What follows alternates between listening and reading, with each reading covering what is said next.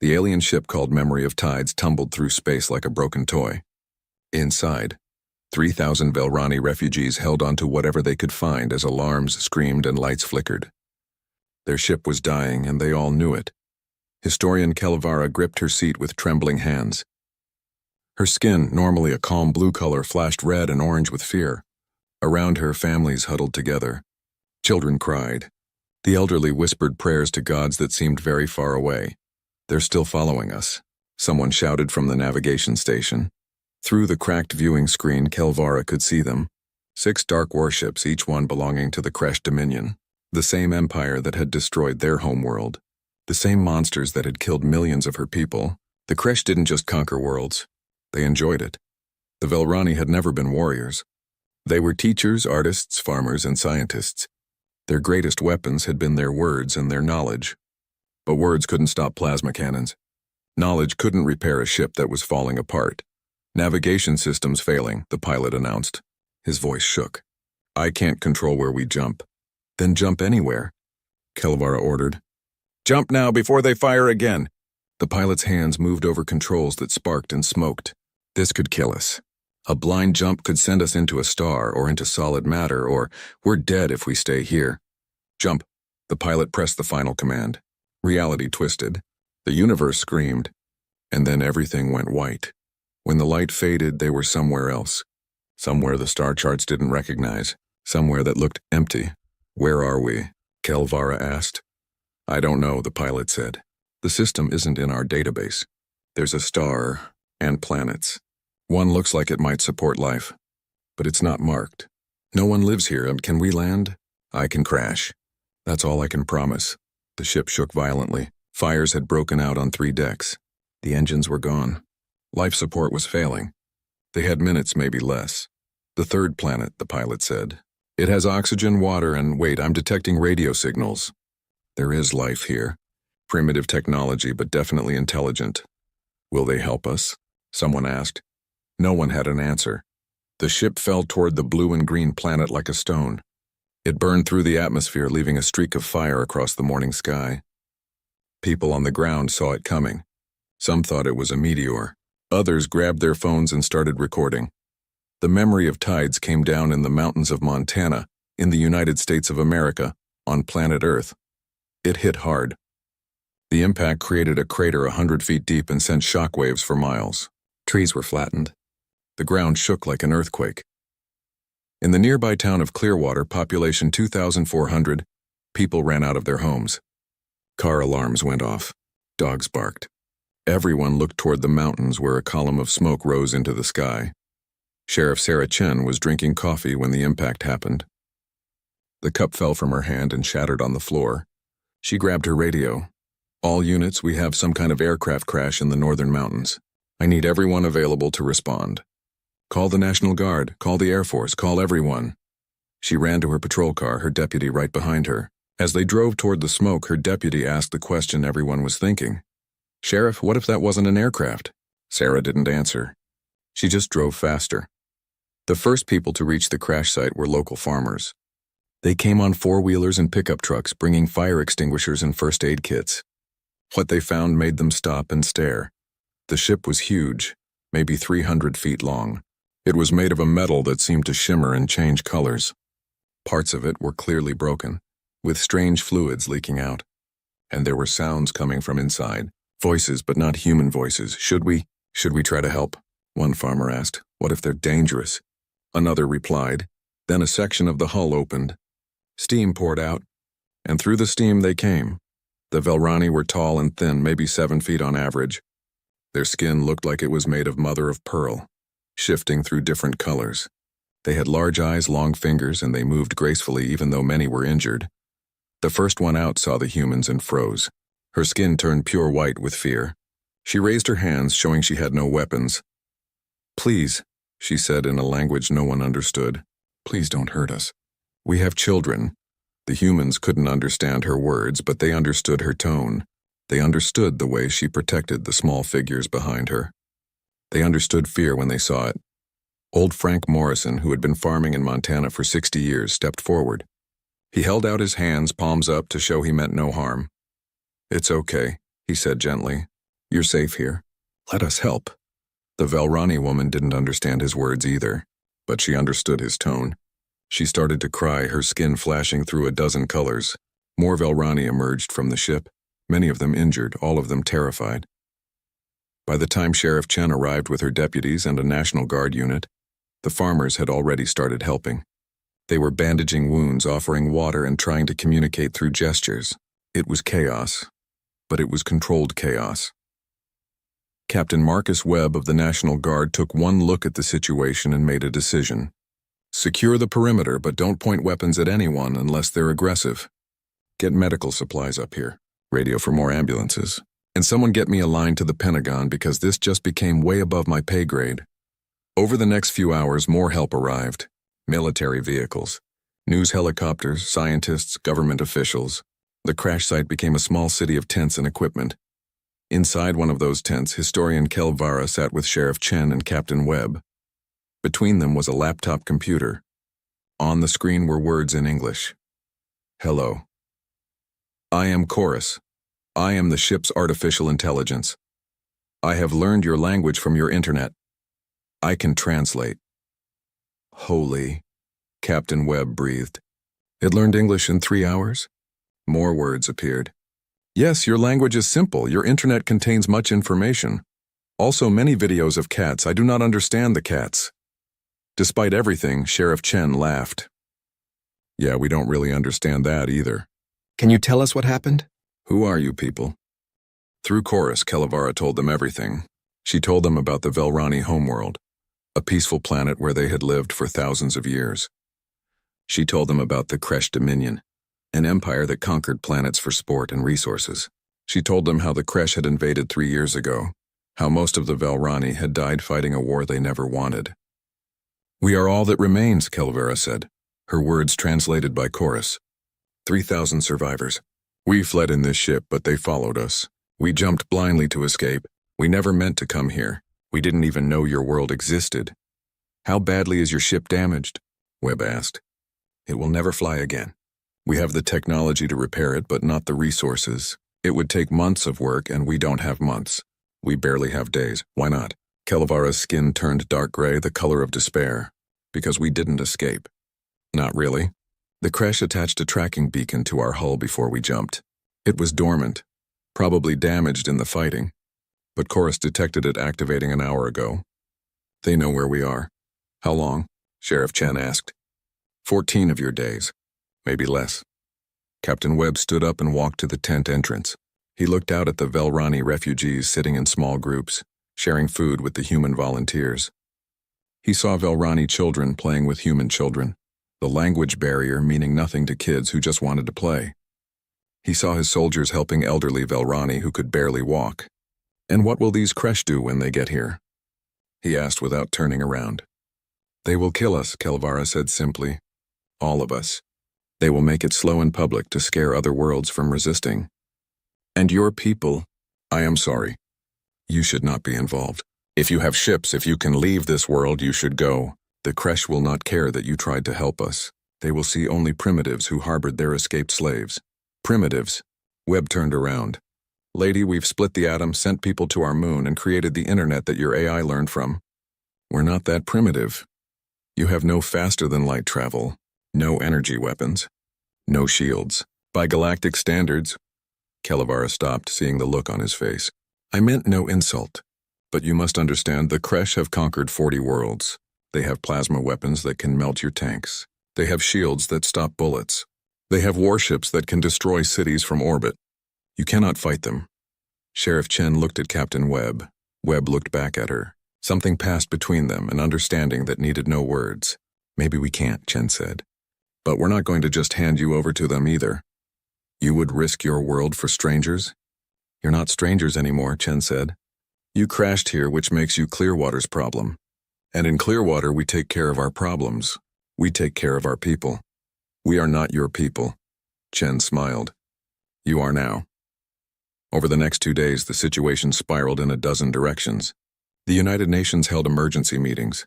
World leaders argued about what to do. Some wanted to give the Velrani to the Kresh to avoid war. Others wanted to study the alien technology. Still others wanted to help but didn't know how. While politicians argued, the people of Clearwater made their own decision. They set up camps for the Velrani. They shared their food, their medicine, their homes. The local school opened its gym as a shelter. Churches brought blankets and clothes. The hospital worked around the clock, treating Velrani injuries with help from Velrani doctors who had advanced medical knowledge. Communication got easier. Chorus created translation devices small enough to wear as earpieces. Soon humans and Velrani could talk to each other directly. Friendships formed. The Velrani engineer named Sil Tran started working with Emma Reeves, a local mechanic and computer expert. They bonded over trying to fix a broken Velrani medical device. "Your technology is so different," Emma said, looking at the device's insides. "But the basic principles are the same. Energy still needs circuits. Data still needs processing. We can work with this." "You learn quickly," Sil Tran said, his skin turning a warm orange color that Emma was learning meant approval. "Most species need years to understand Velrani engineering. You understand it in days. We're good at adapting. It's kind of our thing." On the fourth day after the crash, Captain Webb called a meeting. He gathered Sheriff Chen, the town council, military advisors, and historian Kelevara. "I've been on calls with the Pentagon and the United Nations for 2 days straight," Webb said. "Here's what we know. The crash are coming. We have maybe 10 days left. The president wants options. The UN wants options. Everyone wants options. So far, the best option anyone's come up with is to evacuate the area and hope the crash just take the Velrani and leave." "That's not an option," Sheriff Chen said flatly. "I agree. So I'm asking you, all of you, what do we do?" Old Frank Morrison, who had been invited because he was the first to help the Velrani, spoke up. "My grandfather fought in World War II, Normandy Beach. He told me once that the moment that mattered wasn't when he got the call to serve. It was before that. It was when he decided deep down what kind of man he wanted to be, what he was willing to stand for." "What's your point, Frank?" the mayor asked. "My point is, we've already decided. We decided the moment we started helping. Now we just need to figure out how." Webb nodded. "Then we'd better get creative. Kelvara, tell us everything you know about the Kresh, how they fight, how they think. Everything." As Kelvara spoke, Emma Reeves listened from the back of the room. Her mind was already racing. Humans couldn't match Kresh technology. Not yet, but maybe they didn't need to. Maybe they just needed to be smart, to be creative, to be human. She pulled out her phone and started taking notes. Next to her, Sil Tran did the same on a Velrani datapad. They exchanged a look. "I have an idea," Emma whispered. "So do I," Sil Tran replied. Outside the meeting room, life in Clearwater continued. Velrani and humans worked side by side. Children played together. The barriers of language and culture were falling fast, replaced by something simple and powerful: shared humanity. Or maybe shared decency was a better word, since not everyone involved was human. But in the mountains above the town, where the crashed ship still smoldered, Chorus detected something. A signal from deep space. A message in Kresh military code. The Hunter fleet had found them. The countdown had begun. The emergency session of the United Nations Security Council was loud and chaotic. Diplomats from every major nation spoke at once, their voices echoing through the chamber. On the screens behind them, live footage showed the crash site in Montana, where humans and Velrani worked together under military guard. The Chinese ambassador stood first. "We must consider our priorities. These aliens brought danger to our world. We have a duty to protect Earth, not refugees from someone else's war." "They didn't choose to come here," the British ambassador argued. "They were fleeing genocide. We have international laws about refugees." "International laws that don't cover aliens," someone shouted back. The Russian ambassador leaned forward. "Perhaps we can negotiate with these Kresh. Give them what they want in exchange for peace." "You mean surrender the Velrani?" The Brazilian representative looked horrified. "We would be sending 3,000 people to their deaths. Better than risking 8 billion human lives." President Maria Alvarez of the United States listened to the arguments for 2 hours. Finally, she stood up. The room quieted. "I've received reports from our military advisors," she said. "They tell me we can't win a fight against the Kresh, not with our current technology. The Kresh have weapons we can barely imagine. But those same advisors also tell me something else. They tell me that the people of Clearwater, Montana have already made their choice. They're not asking for permission, they're asking for support. One town can't decide policy for the entire planet, the French ambassador said. No, but they can remind us what policy should be, Alvarez replied. We've spent decades building international laws about human rights, about protecting refugees, about standing up to tyranny. Now we have our first chance to apply those laws beyond our species. What do we choose? The vote, when it came, was close. But it passed. The United Nations would not surrender the Velrani. They would not evacuate Clearwater. Instead, they would prepare. For what exactly, no one was quite sure. But they would prepare. Back in Clearwater, the news was met with mixed reactions. Some people were relieved. Others were terrified. Sheriff Chen stood in the town square and addressed the crowd that had gathered. I won't lie to you, she said. This is going to be dangerous. The military's working on plans, but we all know the truth. We're facing something we've never faced before. So I'm going to ask you the same question I asked myself. Do we stand and fight, or do we run? We stand, someone called out. Are you sure? Because if you want to evacuate, no one will blame you. This isn't your fight. Old Frank Morrison pushed his way to the front of the crowd. Sheriff, with respect, you're wrong. This became our fight the moment we decided to help. My grandfather didn't run from bullies, and neither will I. One by one, other people spoke up. Veterans who had served in wars, parents who wanted to teach their children to stand for what was right, teachers, mechanics, shopkeepers, and farmers, even some teenagers, despite their parents' protests. Then we have work to do, Chen said. Captain Webb has requested volunteers. We need to prepare this town. We need to help the Velrani repair what they can, and we need to learn as much as possible about what's coming. The work began immediately. Military engineers arrived with equipment and supplies. They started building defensive positions around the town. Trenches were dug. Barriers were set up. The National Guard brought in tanks, artillery, and missile systems. It wasn't much compared to alien technology, but it was what they had. In a makeshift laboratory set up in the high school, Emma Reeves and Siltran worked 18-hour days. They had pulled apart several pieces of Velrani technology, trying to understand how it worked. Around them, other engineers and scientists, from around the world, studied holographic displays and strange devices. Okay, explain this to me again, Emma said, looking at a Velrani shield generator. How does it stop energy but not matter?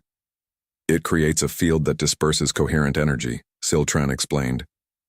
Laser, plasma, radiation, all of these are scattered. But solid matter has too much mass, it passes through, though slowly. So bullets would work? Theoretically, yes, but Kresh armor is very strong. Your bullets might not penetrate. Emma grinned. You've never seen a .50 caliber round, have you? Through. Chorus, humanity learned everything the Velrani knew about the Kresh Dominion. It painted a terrifying picture. The Kresh were a warrior species standing over 8 feet tall with natural armor plating. They loved conquest and saw it as a form of art. They had conquered 40 star systems and enslaved dozens of species. Their technology was several generations ahead of Earth's.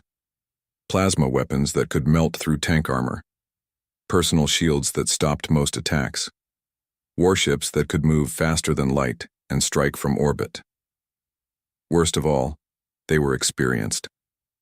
The Kresh had fought hundreds of battles. They knew what they were doing. We've never won against them in open combat, Kelvara explained to a room full of generals and admirals. Our only victories came from hiding, from running. Direct engagement always ends in defeat. General Patricia Okonkwo of the Joint Chiefs studied the data with a frown. She was a veteran of 3 wars and had commanded troops in a dozen conflicts. She knew how to read battlefield reports. They're good, she admitted, but they're not perfect. Look at this. She pointed to a report from a battle on a Velrani colony world. They rely heavily on their shields and superior firepower. Their tactics are straightforward, overwhelming force applied directly. They don't use stealth, they don't use ambush. They just attack head-on because they've never needed to do anything else. That's because no one has ever been able to stop them, Kelvara said. No one's ever tried to fight them on a planet like Earth, Okonkwo replied. Look at your homeworld. Low gravity, thin atmosphere, calm weather. Most habitable planets are like that, aren't they? Yes. Planets with conditions like yours are very rare. We call them heavy worlds or storm worlds. They're difficult to colonize. Captain Webb leaned forward. General, what are you thinking? I'm thinking that these Kresh have never fought on a planet where the weather can kill you, where the gravity makes you tired, where the air is so thick and wet it feels like drowning. They've never fought in our mountains, our jungles, our cities. They've never fought on a world full of predators, diseases, and a species that evolved to survive all of it. You want to bring them down here? An admiral asked. That's insane. Is it? In space, they have every advantage. But on Earth? On our terms? Maybe we have a chance. A small chance, Kelevara said, and it would require them to come down instead of simply bombarding you from orbit. That's where you come in, Okonkwo said. You said they want to make an example of you. Public executions. They want to capture you alive, don't they? Yes, but Kelevara's skin turned pale. You want to use us as bait. I want to give them a reason to come down here instead of just destroying us from space.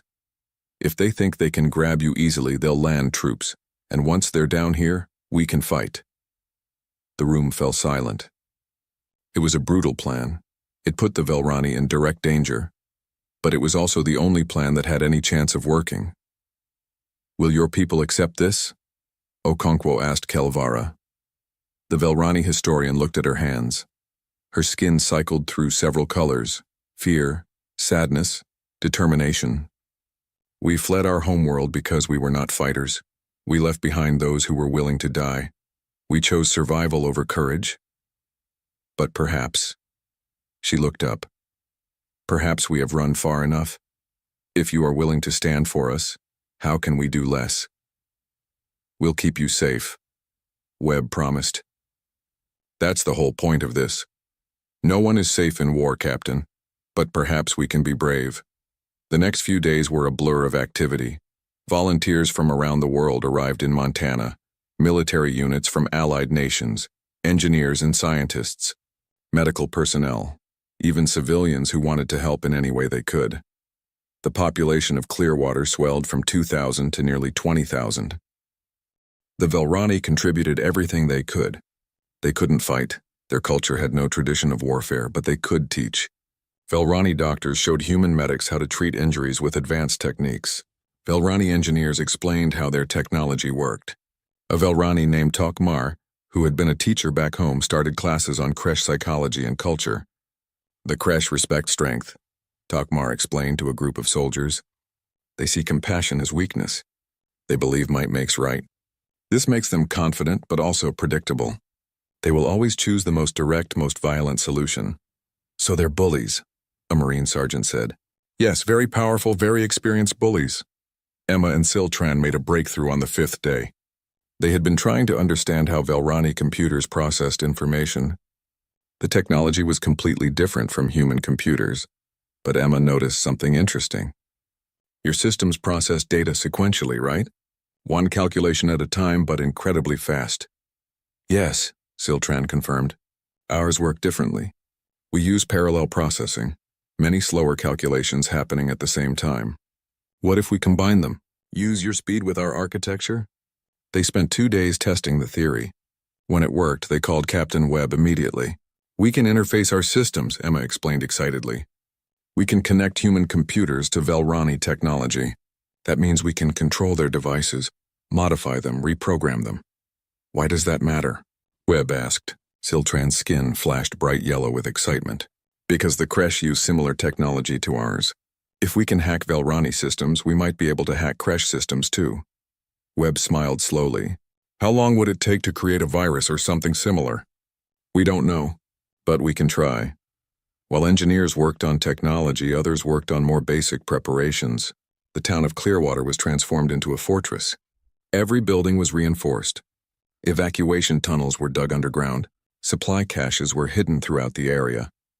The surrounding forests were mapped in detail. Local hunters proved especially valuable. They knew every trail, every ridge, every hiding spot in the mountains. They taught soldiers how to move quietly through the forest, how to read the terrain, how to use natural cover. The creche will have better sensors than us, one hunter explained. But sensors can be fooled.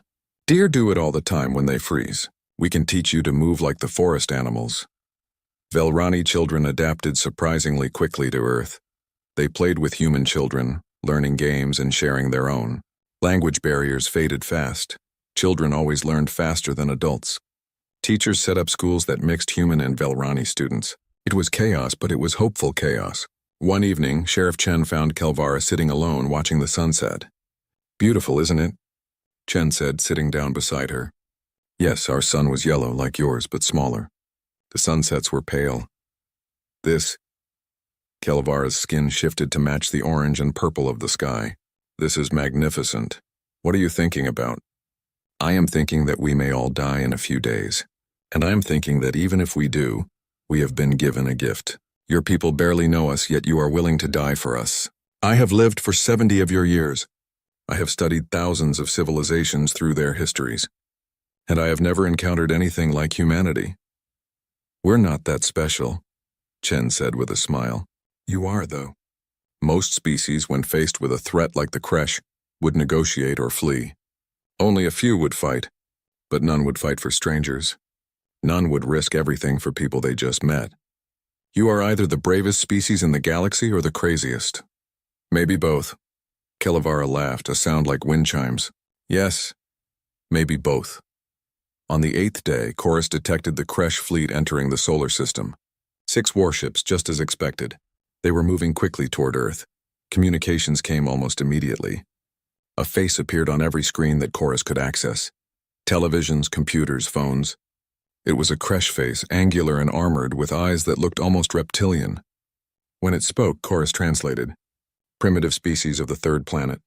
I am Warlord Thexcor of the Creche Dominion. You harbor criminals who belong to us.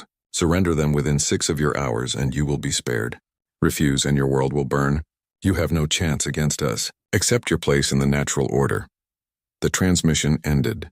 President Alvarez consulted with her advisors for less than an hour. Then she recorded her response. Chorus broadcasted on every frequency the creche would be monitoring. "Warlord Thexcor, I am President Maria Alvarez of the United States of Earth." She was stretching the truth there. Earth didn't have a unified government, but it sounded better. "The people you call criminals are refugees seeking asylum. We do not surrender refugees. We do not bow to threats. If you want them, you'll have to come and take them. Good luck with that." Around the world, billions of people watched. Some cheered. Others prayed. Many just waited to see what would happen. In Clearwater, Captain Webb gathered his officers. "This is it. They'll probably take a day or two to study us and plan their attack. Let's use that time. Final checks on everything. Make sure civilians are in shelters. Get everyone fed and rested while we can." "Do you think we can win?" a young lieutenant asked. Webb looked out at the town, where human and Velrani soldiers stood together on the walls they'd built. "I think we're about to teach the galaxy why you don't threaten someone's home. Win or lose, they'll remember Earth." In orbit, Warlord Thexcor studied the primitive planet below. His officers assured him the natives had no chance. No shields, no energy weapons, no space fleet. It would be a simple operation. But something bothered him. Their response had been too confident, too defiant. Primitives should be terrified. They should be begging. "Scan the area where the Velrani crashed," he ordered. "Tell me what you see." Military buildup, Warlord, significant, thousands of troops. Heavy weapons for their technology level. They plan to fight. Thexcor laughed. "Excellent. It has been too long since we had proper sport. Prepare the assault teams. We will take the Velrani and teach these humans the price of defiance." His officers cheered. None of them thought to ask why a primitive species would be so willing to fight a force they couldn't possibly defeat. The countdown to invasion had begun. The creche dropships entered Earth's atmosphere like falling stars. 40 transport craft, each carrying 50 soldiers in powered armor. 2,000 elite creche warriors, ready to crush a primitive resistance and capture their escaped prey. It should have been simple. Warlord Thexcor watched from his flagship as his forces descended. His officers provided constant updates. Everything was going according to plan. The humans had gathered around the crash site exactly as expected. They had brought their primitive weapons, chemical propellant firearms, explosive missiles, metal vehicles. Toys compared to Kresh technology. "Warlord, we're detecting aircraft approaching," an officer reported. "How many?" 40. "No, 60. They keep coming, Warlord. At least 200 enemy aircraft converging on our dropships." Thexcor frowned. "What kind of aircraft?" "Atmospheric fighters. No energy weapons detected. Carrying primitive explosive missiles. Have our escorts engage them." The Kresh fighter craft broke formation and moved to intercept. They were faster, more maneuverable, and their plasma cannons could vaporize the human planes with a single hit. In space, it would have been a massacre. But they weren't in space. They were in Earth's atmosphere at 14,000 feet over the Rocky Mountains. The human pilots knew these skies. They knew how to use the mountains, how to fly so low their wings almost touched the trees. They came in from the sun, from behind ridges, from unexpected angles. They fired their missiles from miles away and then dove for cover. The Kresh fighters were better machines, but there were only 20 of them and there were 200 human aircraft. F-22s, F-35s, F-16s, even some older jets pulled out of storage. The humans fought like wolves attacking a bear, hit and run, never staying still long enough to be caught. "Status," Thexcor demanded. "We're losing escorts, Warlord. 7 destroyed, 5 damaged. The dropships are taking hits too. These primitive missiles, they're damaging our armor." "How is that possible?" "The explosives are crude but powerful, Warlord. And there are so many of them." Thexcor's fist hit his command console. "All dropships increase speed and land immediately. Get our troops on the ground where they can fight properly." The dropships accelerated, but the damage was done. 16 of the 40 transports had been destroyed or damaged badly enough that they had to turn back. The Kresh ground force had been reduced by 40% before a single soldier touched Earth. The remaining transports came down hard in the mountains around Clearwater. Loading ramps dropped and Kresh shock troops charged out in their powered armor. Each soldier stood over 8 feet tall, covered in armor plating that could stop most conventional weapons.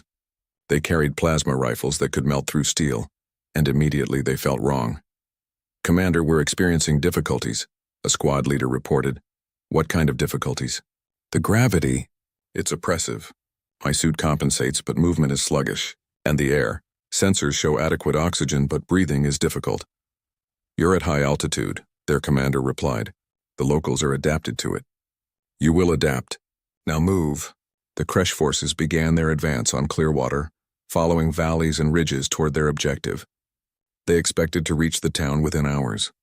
They expected the humans to break and run as soon as they saw real combat. They were wrong on both counts.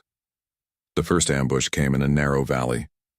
The Kresh squad was moving in standard formation when the hillside above them exploded. Not from energy weapons or advanced technology, from simple explosives buried in the dirt and detonated by wire. The blast knocked 3 soldiers down the hillside. Before the others could react, gunfire erupted from the trees. Large caliber rounds, 50 BMG and bigger, slammed into Kresh armor. The shields flickered and held, but the kinetic impact staggered the soldiers. "Return fire," the squad leader ordered. Plasma bolts lit up the forest. Trees exploded into flame where the shots hit. But the humans were already gone, falling back through paths they'd prepared in advance. The Kresh pursued, confident in their superiority. They ran straight into the second ambush. This time it was claymore mines and a hail of machine gun fire from 3 directions. 2 more Kresh went down, their shields overloaded. The rest took cover, something they rarely had to do. "These humans are not behaving like primitives," the squad leader reported. "They're using coordinated ambush tactics. They know the terrain." "Of course they do," Captain Webb said, watching from a command post 2 miles away. He was monitoring radio chatter and drone footage. "This is our home. Now fall back to position Delta and let the artillery have them." The human soldiers retreated through the forest in good order, following routes marked with GPS. Behind them, the Kresh squad advanced cautiously. They'd learned to be careful. These humans had teeth. Then the artillery started. The Kresh had shields designed to stop energy weapons. They worked less well against high explosive shells falling from the sky. The bombardment was constant, 155mm howitzers firing from positions miles away. The Kresh scrambled for cover, their formation breaking apart. This was just one squad. Across the entire battle zone, the same scene repeated dozens of times. The Kresh expected a conventional battle. They got guerrilla warfare from soldiers who had learned hard lessons in Afghanistan Iraq, and a dozen other conflicts. In his flagship, Thek's Corps watched casualty reports climb. 10%, 12%, 15%. This was impossible. They were fighting primitives. Send reinforcements. Commit another 1,000 troops. Warlord, we only brought 3,000 total. If we commit more, do it.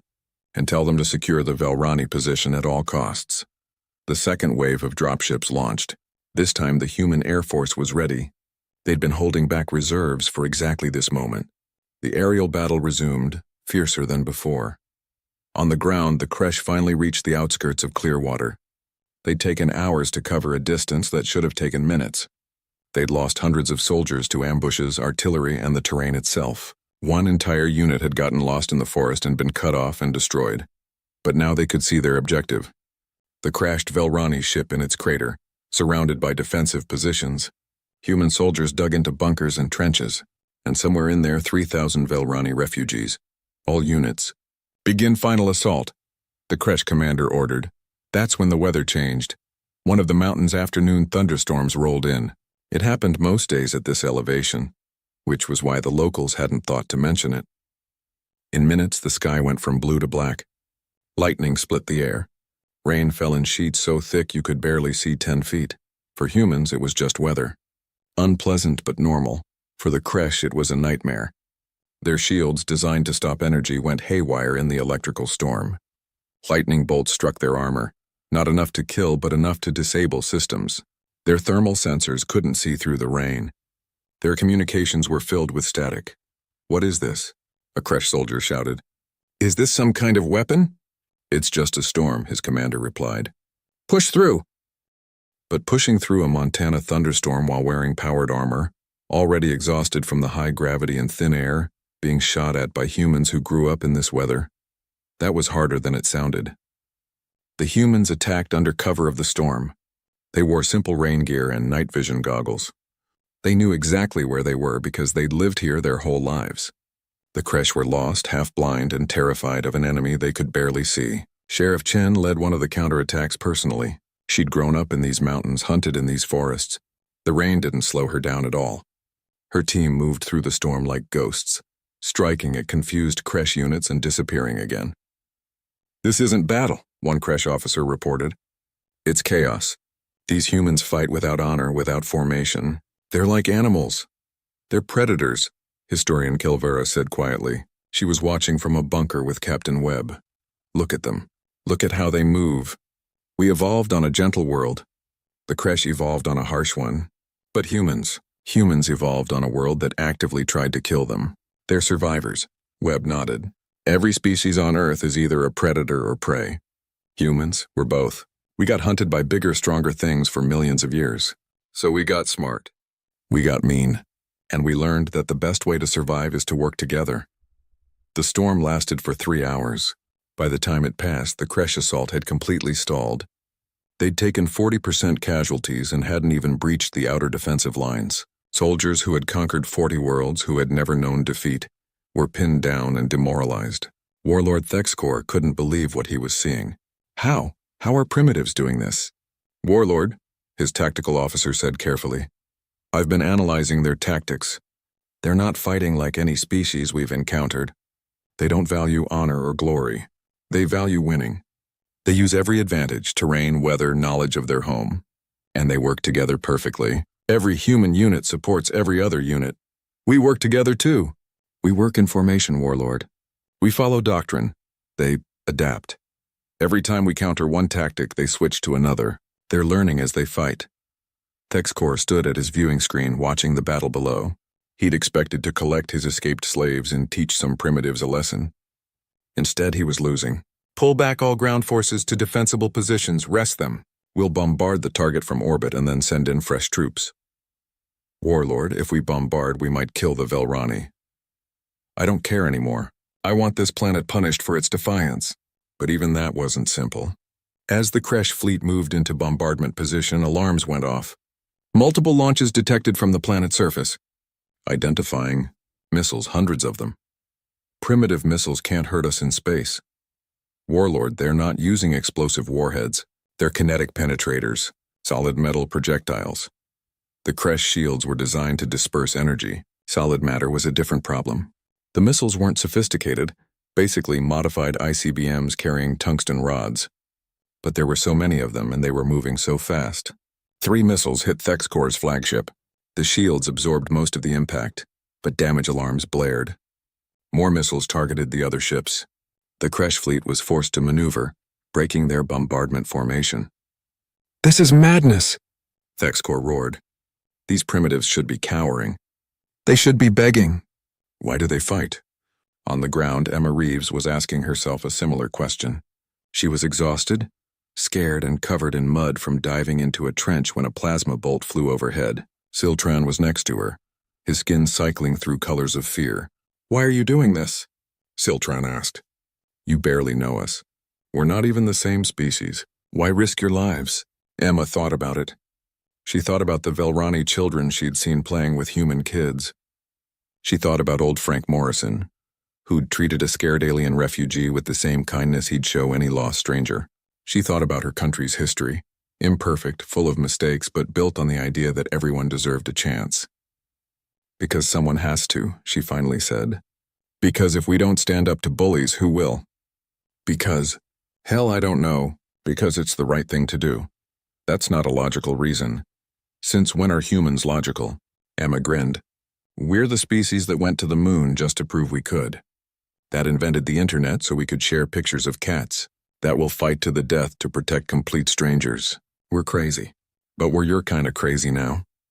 Above them, the battle continued. The Kresh were stronger, better armed, more experienced. But they were fighting on Earth on humanity's terms.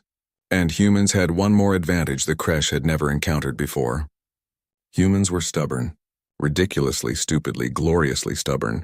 They didn't know when to quit. They didn't know when they were beaten.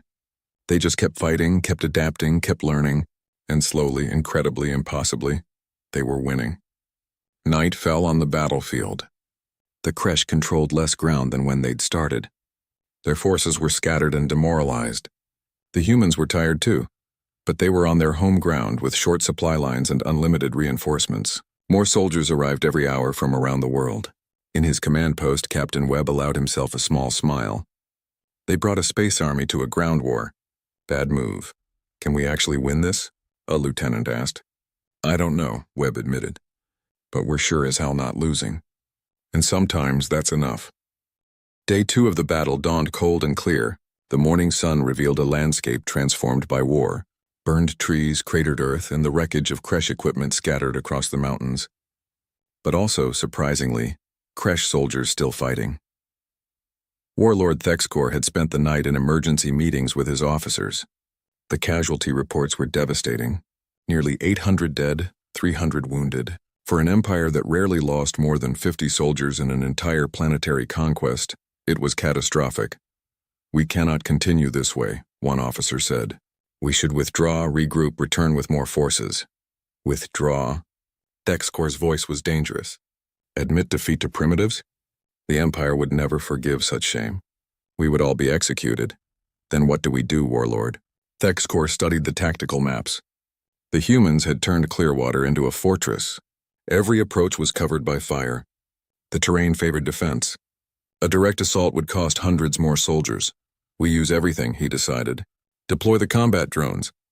The war mechs. Every weapon we have. Overwhelm them with sheer numbers and firepower. Even primitives must break eventually. The combat drones launched at dawn. Hundreds of small flying machines, each armed with plasma weapons and explosive charges. They swarmed toward Clearwater like angry insects. The humans were ready. They'd been tracking the Kresh deployment all night with satellites and drones. When the swarm came, they met it with anti-aircraft fire. Thousands of rounds filled the sky. The drones were fast and maneuverable, but there were only so many of them. Half were destroyed before reaching the defensive lines. The survivors dove toward human positions, firing and bombing. Soldiers scattered for cover. Several bunkers took direct hits. But the humans had prepared for this too. They'd set up decoy positions, empty trenches and fake equipment, and many drones wasted their ammunition attacking nothing. They're learning too fast, a Kresh tactical officer muttered. Every trick we use, they counter within hours. Then the war mechs arrived. These were the Kresh's heavy assault units. 12-foot-tall armored machines with enough firepower to destroy a building.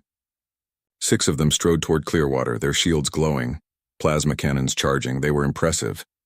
They were terrifying. They made the ground shake with each step, and then they stepped on the mines.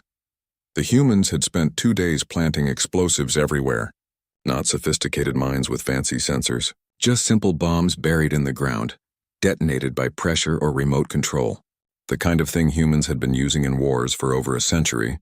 3 mechs went down in the first minute, their legs blown off. The others slowed down, scanning for more threats. That's when the artillery found them. High explosive shells rained down, overwhelming their shields through sheer volume of fire.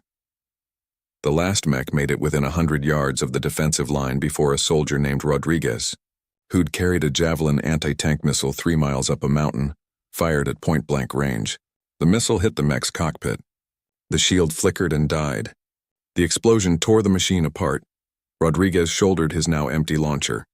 "Biggest deer I ever shot." His squad laughed nervously. They were exhausted, scared, and running low on ammunition. But they were still fighting. In a bunker underneath the town, Emma and Siltran hadn't slept in 36 hours. They were close to a breakthrough on their computer virus, but close wasn't good enough. "The Kresh systems have too many safeguards," Emma said, rubbing her eyes. "Every time we crack one layer, there's another underneath." "We need more processing power," Siltran replied. "But the ship's main computer is damaged beyond repair." "What if we don't use the ship's computer?" Emma had an idea forming. "What if we use Earth's computers?" "All of them?" "I don't understand." "Our internet connects millions of computers worldwide. What if we created a distributed processing network? Use thousands of computers working together to crack the Kresh encryption?" Siltran's skin flashed bright yellow. "That could work, but we'd need to coordinate all those systems. The programming alone would take weeks. Unless," Emma pulled up her phone, "unless we ask for help." An hour later, Emma had posted a message on every hacker forum, programmer community, and tech website she could find. She explained what they needed: a virus to disable Kresh combat systems. She provided the basic code structure and the encryption they needed to crack. "You just told the entire internet about alien technology?" Captain Webb asked when he found out. "Yeah, and in 2 hours we've gotten responses from 14 countries. Programmers are working on it right now. Hundreds of them, maybe thousands. That's crazy, stupid, brilliant. All of the above," Webb admitted. "But if it works," it worked. By midnight, they had a functioning virus. It wasn't elegant. It was a mess of human and Velrani code held together with digital duct tape. But when they tested it on a captured Kresh drone, the machine systems crashed within seconds. "Upload it," Emma ordered. "Every Kresh device we can reach." Cora sent the virus through the air on every frequency the Kresh used. It spread like a digital plague, jumping from one Kresh device to another. Shields flickered and failed. Weapons stopped firing. Combat drones fell from the sky. Communication systems went silent. In his flagship, alarms blared as systems began failing. "What's happening?" Thexcor demanded. "Unknown attack, Warlord. Some kind of electronic warfare. Our systems are crashing. The primitives are inside our network." "How? They don't have the technology." "They do now, Warlord. The virus didn't destroy everything. The Kresh had backups and manual overrides. But it bought the humans precious time. Without shields and communication, the Kresh ground forces were vulnerable. Captain Webb ordered the counterattack immediately. All units advance. Hit them while they're blind." The humans came out of their defensive positions like wolves that had been waiting for the right moment. They'd been on defense for 2 days, taking losses, being pushed back. Now they pushed forward. The Kresh, suddenly fighting without their technological advantages, discovered something terrifying. The humans were very, very good at basic infantry combat. They moved in coordinated units. They covered each other. They used every piece of terrain as cover. And they never, ever stopped coming. One Kresh unit tried to fall back to their landing zone. They were intercepted by a group of local hunters and National Guard soldiers who'd been waiting in ambush. The humans used hunting rifles, shotguns, and whatever else they could find. They fought with a ferocity that seemed insane. "Why won't they run?" a Kresh soldier asked. He was wounded, his armor cracked, his weapon empty. Around him, his unit was being overrun. "Because we're defending our home. a human soldier answered in badly pronounced Kresh. The man was old, maybe 60, with gray hair and scars from some previous war. And we don't run from our homes. By dawn of day 3, the Kresh had lost half their ground forces. The survivors were scattered, isolated, and running out of supplies. Thexcor faced a choice he'd never thought he'd have to make. Recall all ground forces, he ordered. Immediate evacuation. Warlord, do it. Pull everyone back to the landing zones. We're leaving. The Kresh retreat was chaotic. Units fell back under heavy fire, trying to reach their dropships. The humans pursued aggressively, not willing to let the enemy escape easily. More Kresh died in the retreat than had died in the entire assault. But Thexcor wasn't done. As the last dropship lifted off, he gave his final order. Target the Velrani crash site. All ships, fire orbital bombardment. The Kresh warships turned their weapons toward Clearwater. If Thexcor couldn't have his escaped slaves, then no one would. He'd destroy the entire area and everyone in it, human and Velrani alike. Energy signatures detected, a human radar operator shouted. The Kresh ships are charging weapons. How long? General Okonkwo demanded. 30 seconds to firing. Once they shoot, we have maybe 10 seconds before impact. There was no time to evacuate. No time for anything except one last desperate move. Okonkwo picked up her red phone, the one connected directly to every military command center on Earth. Execute Hail Mary. All units, fire everything. Around the world, missile silos opened. Naval ships launched their payloads. Strategic bombers released their weapons. It wasn't nuclear. The human governments had promised not to use nuclear weapons unless absolutely necessary, but it was everything else. Hundreds of ballistic missiles streaked toward space. They were modified with Velrani guidance systems, making them far more accurate than normal. They were tipped with kinetic penetrators, solid metal slugs designed to punch through shields by sheer force. The Kresh fleet detected the launches and immediately shifted to defensive positions. Their shields could handle some impacts, maybe most impacts, but not all of them. Evasive maneuvers, Thexcor ordered. Return fire. Too late. The first missiles hit, then more and more. The Kresh shields glowed brighter and brighter, trying to disperse the kinetic energy. Some missiles were stopped. Others got through. One penetrator hit Thexcor's flagship just below the bridge. The ship shuddered. Systems failed. The bombardment order was cancelled as the crew fought to keep the ship functioning. 2 other Kresh warships took heavy damage. One lost all power and began drifting. Another's shields collapsed entirely, leaving it vulnerable. Warlord, an officer shouted. We must withdraw. If we stay, they'll destroy us. Thexcor stared at the planet below. He'd come here expecting an easy victory. Instead, he'd lost half his ground forces, damaged half his fleet, and been humiliated by primitives who shouldn't have been able to fight at all. This isn't over, he said. We'll return with a full armada. 50 ships. 100,000 soldiers. We'll scour this planet clean. Warlord, look at the intelligence reports. This planet has 8 billion inhabitants, hundreds of nations, nuclear weapons by the thousands. They went from ground warfare to space warfare in 3 days. If we give them time to prepare, if we give them access to our technology. The officer didn't finish the thought. He didn't need to. Then we'll bring enough force that it won't matter, but we will return. I swear it. The Kresh fleet began jumping to faster-than-light speed. One by one, the warships vanished, leaving Earth's orbit empty. On the ground, people watched the sky. When it became clear the Kresh were really leaving, a cheer went up. It started in Clearwater and spread across the world.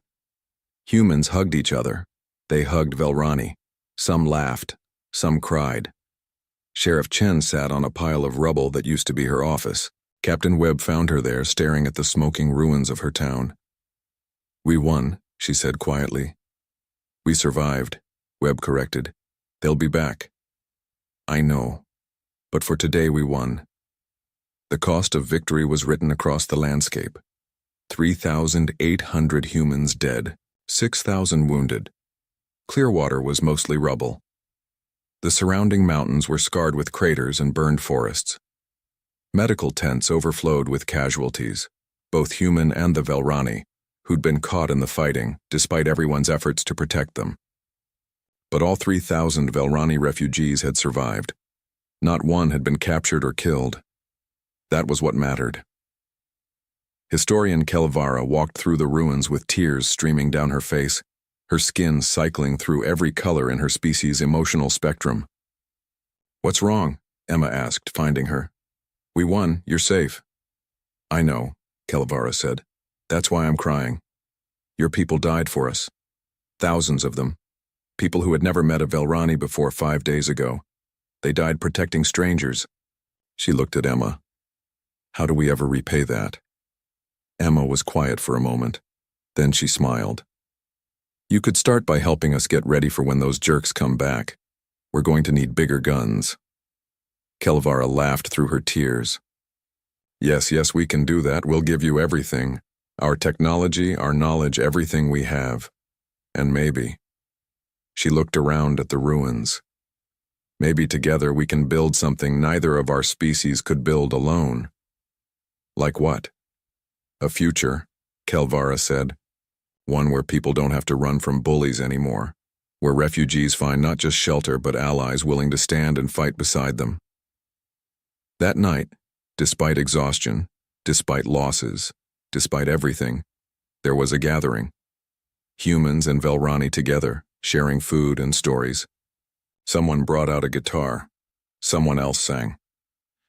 The Velrani joined in with their wind chime voices. It wasn't a victory celebration. It was too soon for that, with so many dead and wounded.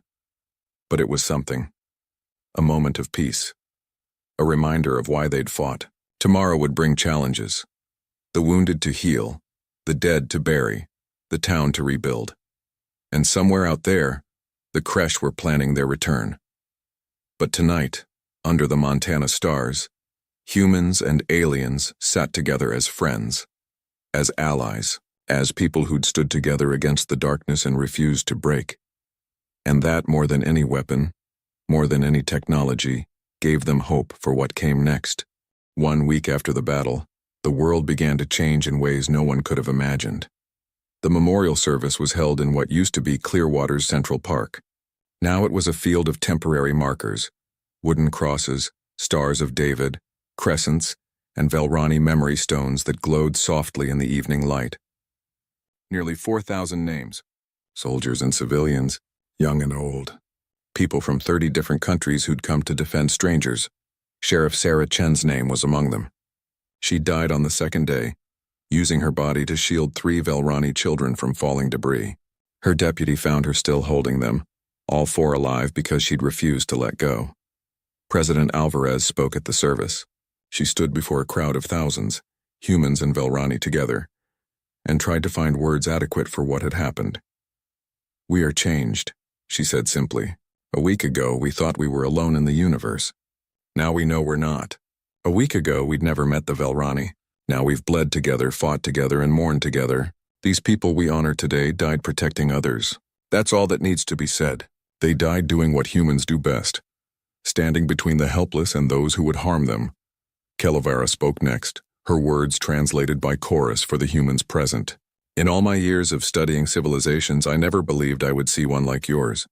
You are young, impulsive, sometimes foolish. But you have something that older, wiser species have lost. You have the courage to care about strangers.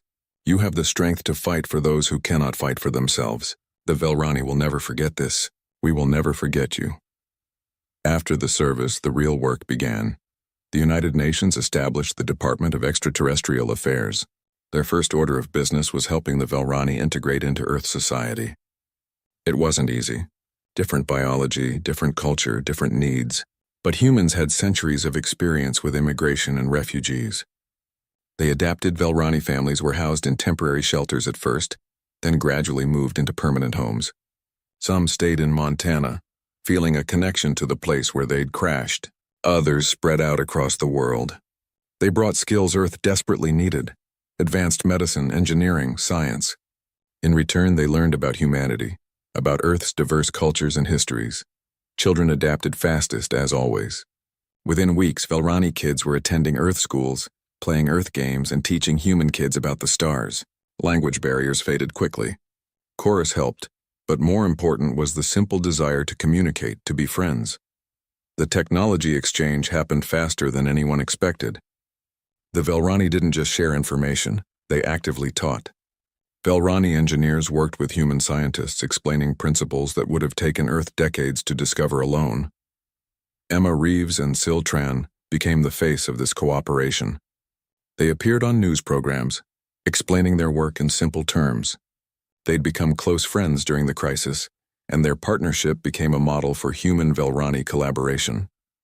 "It's not about them giving us technology," Emma explained in one interview. "It's about learning together. We think differently than they do.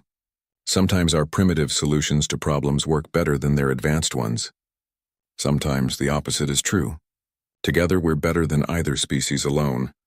The first major project was medical. Velrani doctors had techniques for treating injuries and diseases that seemed miraculous to human medicine. But human biology was different enough that the treatments needed modification. Human doctors and Velrani healers worked together, combining knowledge from both species. Dr. Rachel Foster, a surgeon from Seattle, stood in an operating room with a Velrani healer named Morthen. They were performing surgery on a human soldier wounded in the battle, a procedure that would have been impossible a month ago. "Your species heals so slowly," Morthen observed, his skin showing concern. "But your bodies are remarkably resilient. You can survive injuries that would kill most species." "Evolution on a death world," Rachel replied, carefully following Morthen's instructions. "We had to be tough to survive. Can you pass me the regeneration catalyst? It is fascinating how you adapt. Your medicine is so different from ours, yet the goal is the same: healing, helping." The surgery was successful. The soldier, who would have lost his leg with human medicine alone, kept it. News of the success spread quickly. Other hospitals wanted Velrani medical assistants. More Velrani healers volunteered to teach. But the most important work was happening in orbit. 6 months after the battle, construction began on humanity's first faster-than-light ship. It was built in space, assembled by astronauts and Velrani engineers working together. They called it Remember Clearwater. The ship combined human and Velrani technology in ways neither species had attempted before. Velrani FTL drives and shields, yes, but also human weapon systems, human computer networks, human design philosophy. Where Velrani ships were beautiful and elegant, human ships were practical and tough. Remember Clearwater was both. Captain Marcus Webb, promoted to lead the new Space Defense Corps, oversaw construction from a temporary station in orbit. He floated in zero gravity, watching welding sparks dance in the darkness as another hull section was attached. "It's beautiful," Siltran said, floating beside him. "It's a warship," Webb replied. "Nothing beautiful about that. It represents hope, cooperation, two species working together to defend themselves. That is beautiful." Webb had to admit he had a point. Around them, human and Velrani workers moved together seamlessly. They'd learned to communicate despite language differences. They'd learned to trust each other. Some had become friends. "How long until she's ready?" Webb asked. "Another 6 months for the main construction. Then testing." "But Webb, you know they're coming back, don't you?" "The creche, ThexCorp promised. I know. That's why we're building 20 more ships like this one, and why we're not just sitting around waiting." Earth's military had transformed. Every nation contributed to the common defense now. The United Nations Security Council had actual authority for the first time in its history. Armies trained together. Technology was shared freely. Old rivalries seemed petty when facing an external threat. But they needed more than weapons. They needed intelligence. They needed to know what was coming. That's where Tokmar came in. The Velrani teacher had encyclopedic knowledge of creche society, tactics, and psychology. He worked with human military analysts, building a complete picture of the enemy. "The creche Dominion controls 40 star systems," Tokmar explained to a room full of generals. "But their empire is not as strong as it appears. They rule through fear and overwhelming force. Most subject species hate them but are too afraid to rebel." "What about allies?" General Okonkwo asked. "Do they have any?" "No. The creche take what they want and trust no one. This is their weakness. They cannot imagine why you would help us. They cannot understand cooperation between species. Good, we'll use that, but understanding the enemy wasn't enough. Earth needed allies, too. The Velrani sent out messages to other refugee groups hiding throughout the galaxy. Some were too afraid to respond. Others were interested but cautious. A few decided to take the chance. 14 months after the battle, the first refugee ship arrived. It wasn't Velrani. It was Mikran, a species that looked like upright otters with golden fur and enormous eyes. Their ship was damaged, their people desperate. The approaching vessel broadcast a simple message. Earth helps refugees. True? President Alvarez herself responded. Yes, come to Earth, we protect you. The Mikran ship landed in Australia. 2,000 more refugees. More mouths to feed, more people to house. But also more knowledge, more perspective, more allies. The Mikran were traders and diplomats. They knew the galaxy's politics and economics. They brought information about other species, other worlds. More ships came. Slowly at first, then faster. The Helkani, a crystalline species fleeing religious persecution. The Earthen, who looked like bears but were gentle herbivores. The Kesik, insect-like beings with incredible technical skills. Each group brought their own gifts, their own knowledge. Earth became a haven. A legend spread among refugee communities. There was a world called Earth where a primitive species had fought the Kresh and won. Where refugees were welcomed and protected. Where you could be safe. Not everyone was happy about this. Some humans worried about resources, about change, about the aliens changing human culture. There were protests. There were problems. Integration wasn't always smooth, but most people remembered Clearwater. They remembered humans and Velrani fighting together. They remembered that the alternative to helping refugees was abandoning them to people like the Kresh. And most humans, when faced with that choice, chose to help. Kelevara watched all of this with amazement. She'd lived 70 years and studied countless civilizations. She'd never seen anything like humanity. You are chaos, she told Emma one day. They were having coffee, something the Velrani had quickly developed a taste for. Your species barely agrees on anything. You fight among yourselves constantly. You have hundreds of languages, thousands of cultures. By any logical standard, you should be weak.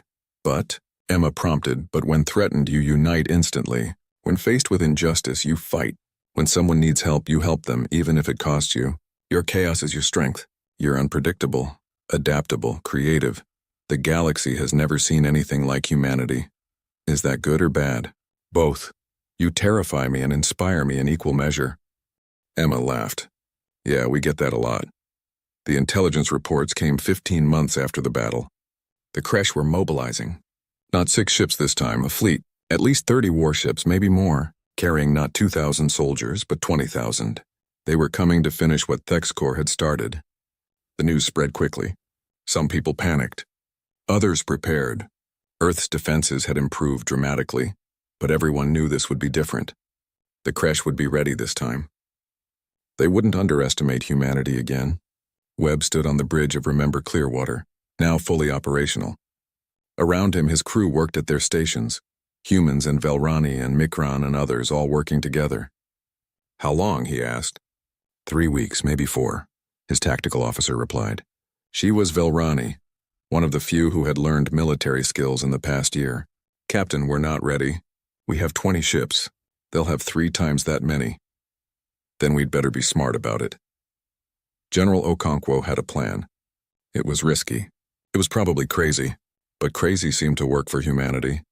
We don't fight them in space, she explained to Earth's military leaders. Not at first. We let them come to Earth. Let them think they're winning. Then we hit them with everything we've got. Ships, ground forces, cyber warfare, everything. We make it hurt so badly they think twice about ever coming back.